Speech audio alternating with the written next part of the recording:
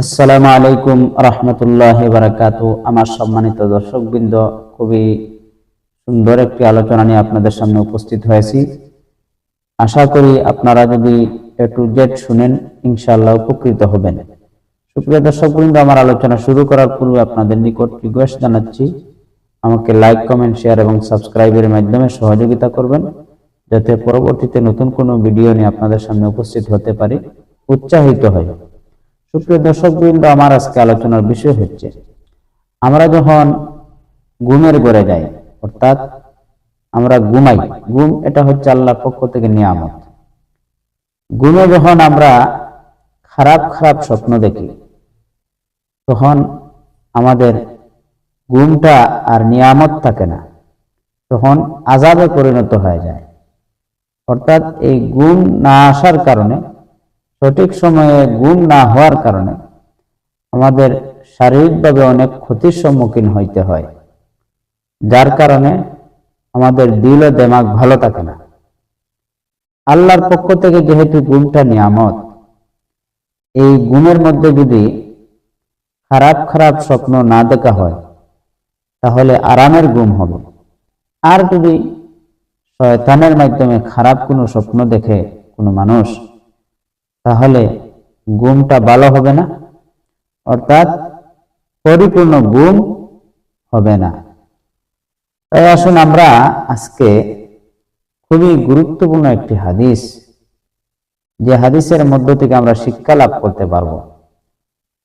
ঘুমের মধ্যে কেউ যদি খারাপ স্বপ্ন দেখে, ভয় পায়, তাহলে কি করবে? জলিলুল কদর সাহাবী হযরত আবু কাতাদা রাদিয়াল্লাহু তাআলা আনহু থেকে বর্ণিত, আমাদের প্রিয় নবী সাল্লাল্লাহু আলাইহি সাল্লাম বলেন, ভালো স্বপ্ন আল্লাহর পক্ষ থেকেই হয়, আল্লাহর পক্ষ থেকে দেখানো হয়, আর খারাপ স্বপ্ন শয়তানের পক্ষ থেকেই হয়ে থাকে। মানুষ যদি ঘুমের মধ্যে এমন কিছু স্বপ্ন দেখে যা সে অপছন্দ করে, আমাদের প্রিয় নবীজি বলেন, তাহলে সে বাম দিকে 3 বার থুতু নিক্ষেপ করবে, অতঃপর আল্লাহ পাকের নিকট আশ্রয় প্রার্থনা করবে এভাবে, আউযু বিল্লাহি মিনাশ শাইতানির রাজিম ওয়া মিন শাররি হাযিহির রুইয়া। এইভাবে যখন আশ্রয় প্রার্থনা করবে কোনো বান্দা, তখন আল্লাহ রাব্বুল আলামিন শয়তানের ওয়াসওয়াসা থেকে, অনিষ্টতা থেকে আল্লাহর বান্দাকে হেফাজত রাখবেন। সুপ্রিয় দর্শকবৃন্দ, হাদিসের মধ্য থেকে আমরা 2টা জিনিস জানতে পারলাম।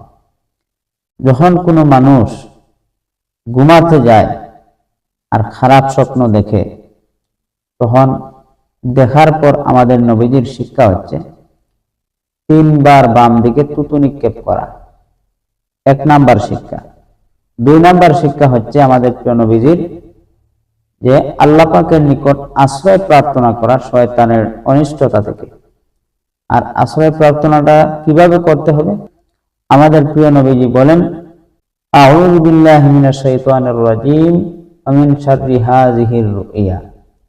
হে আল্লাহ, আমি শয়তানের অনিষ্টতা থেকে এবং খারাপ স্বপ্ন থেকে আপনার নিকট আশ্রয় প্রার্থনা করছি। সুপ্রিয় দর্শকবৃন্দ, তাহলে আমরা তো মানুষ হিসাবে, বা একমাত্র শুধু আল্লাহ পাকের ঘুম নেই, আর সকলেরই ঘুম আছে। ঘুম নামক এই নিয়ামতটা আল্লাহ পাক সকল সৃষ্টির মধ্যেই দিয়েছেন। আর আমরা যেহেতু মানুষ, সবথেকে দুর্বল প্রাণী আমরা, যদিও সব থেকে সম্মানী, সব থেকে শ্রেষ্ঠ, কিন্তু শক্তির দিক দিয়ে সব থেকে দুর্বল প্রাণী। আল্লাহ পাক রব্বুল আলামিন কোরআনে কারীমের মধ্যে বলেন, ওয়া খুলিকাল ইনসানু যায়ীফা। আল্লাহ পাক মানুষকে দুর্বল করে বানিয়েছেন। আমরা যেহেতু দুর্বল জাতি, আমরা না ঘুমাইলে আমাদের মস্তিষ্ক, আমাদের শরীর ঠিক থাকবে না, পরিপূর্ণ কাজ করবে না। এজন্য ঘুম এটা আল্লাহ পাকের পক্ষ থেকে আমাদের জন্য অনেক অনেক বড় নিয়ামত।